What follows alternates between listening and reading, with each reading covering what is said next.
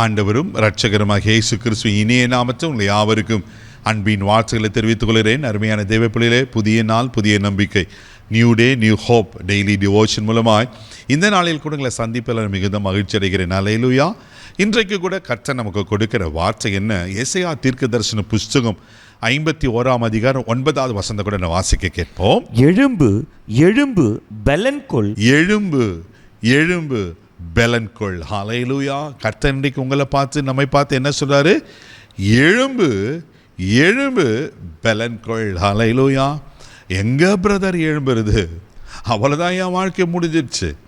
ஆமே, நான் சோர்வில் படுத்துட்டேன், இனி என்னால் எழும்ப முடியாது. நீங்கள் சோர்ந்து போயிருக்கீங்களா? எதிர்பார்த்த நன்மைகள், எதிர்பார்த்த காரியங்கள் கைக்கூடி வராதனால சோர்ந்து போயிட்டீங்களா? ஒருவேளை மனுஷர்கள் சொன்ன வார்த்தை உங்கள் இருதயத்தை உடைச்சதுனால சோர்ந்து போய் உக்காந்துட்டீங்களா? ஒருவேளை இந்த டாக்டர்ஸ் ரிப்போர்ட், இந்த வியாதியை பார்த்து சோர்ந்து போய் உக்காந்துட்டீங்களா? ஐயோ, நான் எதிர்பார்த்த நன்மை கிடைக்கலையே, எல்லாம் முடிஞ்சு மாறிஞ்சு, கை கூடி வரது மனுச்சு, லாஸ்ட் மணியில் கை நழுவி போயிடுச்சே, சோர்ந்து போயிருக்கீங்களா? எந்த காரியத்தில் நீங்கள் சோர்ந்து போய் உட்காந்துட்டீங்க?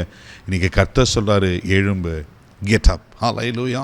எழும்பு பெலன் கொள். இன்றைக்கி நான் உன்னை பலப்படுத்த போகிறேன், நான் உனக்கு சத்துவத்தை கொடுக்க போகிறேன். தேவப்பிள்ளையில் ஆண்டவர்களை பலப்படுத்தி உங்களை ஆசீர்வதிக்க உண்மையில் தேவனாக இருக்கிறார். சங்கீதலின் புஸ்தகம் 38 சங்கீதம் 10வது வசனம் இப்படியா சொல்லப்பட்டிருக்கு, வாசிக்க கேட்போம். என் உள்ளம் குழம்பி அலைகிறது, என் பெலன் என்னை விட்டு விலகி, என் கண்களின் ஒளி முதலாய் இல்லாமல் போயிற்று.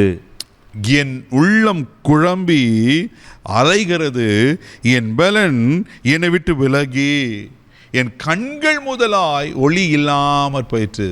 இதே சேம் சுச்சுவேஷன் தான் பிரதர் நான் இருக்கிறேன். என் உள்ளம் குழம்பி அலைகிறது, என்னால் நிம்மதியாக தூங்க முடியல, என்னால் இரவு தூங்க முடியல. ஏன் இரவு வருது, ஏன் பகல் வருது? எனக்கோ அந்த நாட்கள் இல்லாமல் இருந்தால் நல்லா இருக்குமே. கலங்கி கொண்டு கரம்பு தேவப்பிள்ளையே, எந்த காரியத்தில் உங்கள் இருதயம் குழம்பி அலைந்து கொண்டு இருக்கிறது?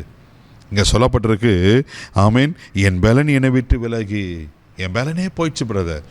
நான் ஆரம்பத்தில் எப்படி இருந்தேன், நான் வாழ்ந்த வாழ்க்கை என்ன, என் அந்தஸ்து என்ன, இப்போ என் வாழ்க்கையை தலைக்கீழமாயிற்று. பலனே இல்லாமல் இருக்கீங்களா? தேவப்பிள்ளையில் என் ஒளி முதலாக இருளாயிற்றா?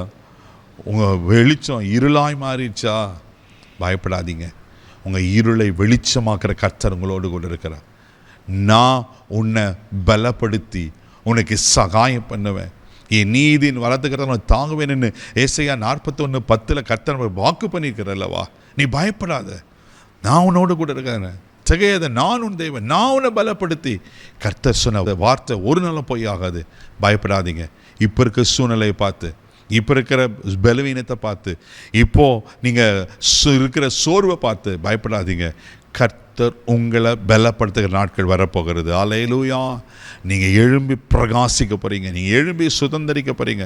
அதனால் பிலிப்பியர் 4:13 பவுல் சொல்வார், என்னை பலப்படுத்துகிற கிறிஸ்துவினால் எல்லாவற்றையும் செய்ய எனக்கு பலன் உண்டு, எனக்கு பலன் இருக்குது, நான் இப்படியே இருக்க மாட்டேன். அன்றைக்கி எலியா சோர்ந்து போன போது ஆண்டவர் தட்டி எழுப்பி, எலியா நீ பண்ண வேண்டிய பிரயாணம் என்ன இருக்குது?